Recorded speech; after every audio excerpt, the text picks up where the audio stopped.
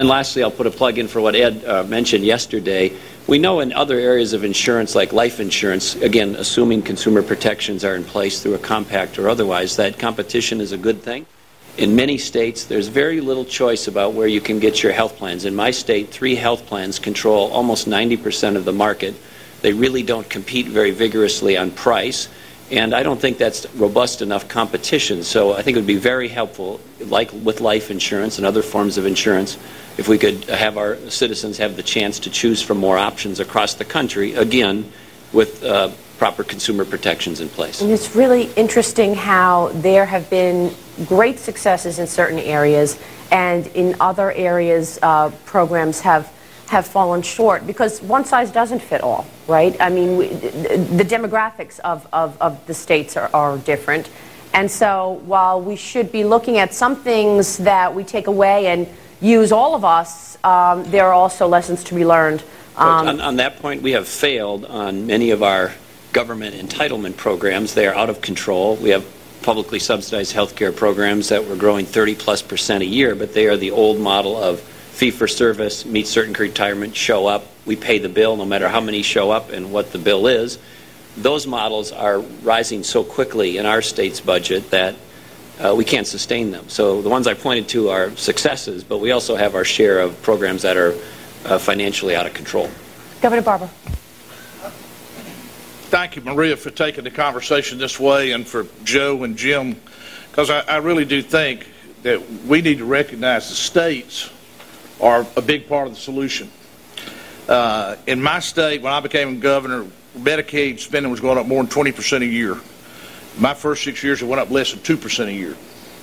One of the ways we did that, we got control of our pharmaceutical benefit with the PDL. We've gone to about 75% generic. Secondly, we have face-to-face redetermination for eligibility. And one of the things that results from that is just last week, CMS said our error rate in Medicaid is 0.13%, which they've only audited 17 states so far, but I don't believe anybody will beat 0.17%. Now, let me put it in focus with the other side of that coin. Robert Payer, the health reporter for the New York Times, and probably the #1 health reporter in the United States, wrote an article last month about health care spending taken from the federal government's numbers. Said that private health insurance premiums in 2008, the last year we have figures, went up 3.1%. Private health insurance benefits went up 3.9%. Cost of Medicaid went up 8.4%, and the cost of Medicare went up 8.6%, which is why I'm so excited y'all are talking about what states can do, because those numbers don't convince me we ought to turn this over to the folks that run Medicare. Thoughts? Governor Rendell. Maria, I want to go back to what Tim said. We're looking for common ground here in this health care debate. And everyone, Democrats and Republicans alike, say we've got to get competition into the marketplace to drive down costs. Well, the idea that Tim came up with is a good idea, and one that most of us could sign off on as long as they're the right protections. For example, I have nothing against an Idaho company coming in and selling in Pennsylvania. It would help competition. But, and this is an important but, they've got to adhere to Pennsylvania standards. For example, we require health insurance companies to provide aid to autistic children and families. Other states may not. So the way to get around this is the way we do it for life insurance. We have a model compact which sets standards. States can sign on to that model compact, and if they do, then you're a health insurer, you can go into any other life insurer, you can go into any of those states and sell your product. We could do that. It would be non-controversial, I think, and it would help us lower competition. It's not the only way to lower costs through increased competition. It's not the only way, but it's an important way. But I think if you went around the room and talked to all 53 of us, you would find that there are common sense ideas everywhere that can cut costs. And one of the things that I think we've failed to do federally is enough cost cutting in the bill itself. For example, I'll just take one, and I know my colleagues can throw in many, But emergency room costs. We know that the emergency room is the most expensive venue in the whole healthcare delivery system. How do we cut emergency room costs? Well, people go to emergency rooms because we've designed a healthcare delivery system that's open from 8 in the morning till 4:30 in the afternoon, Monday through Friday. Anytime else, even if you have non-critical problem, you have to go to an emergency room. We in Pennsylvania are starting to require all of our emergency room facilities to have a non-emergent care facility open 24/7. And that means it's staffed by a nurse practitioner, a physician assistant, and they can administer the stitches that are necessary to close a dog bite wound, and you have no waiting, and it's a nurse's, you're getting billed for physician's assistant time instead of a doctor's. Boom, bingo, 33% of the cost. Non-emergent 24/7 rooms can be a big answer to the overload to the system and the costs of emergency care. It didn't take a genius to figure that out. And I think that's true with a lot of cost-saving ideas in chronic care, hospital-acquired infections.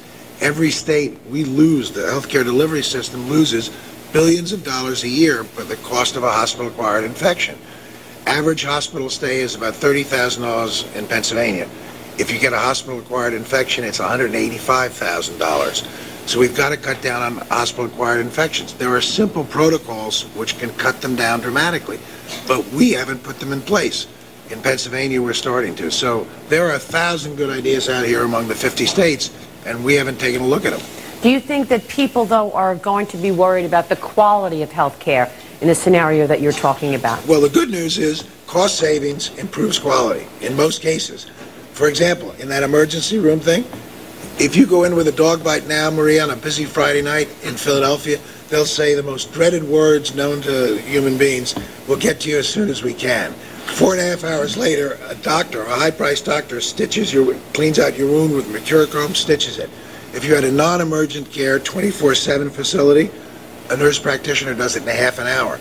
Hospital-acquired infections, if we make hospitals do a better job policing them, it saves lives and saves horrible health outcomes. Governor Herbert. Thank you, Maria. As one of the newer governors here, it's my observation that I think in the national health care debate, the state's significant role has been somewhat forgotten here in Washington. I think, as Governor Patrick has mentioned, we all start from maybe different places in our own experiences and our own unique circumstances.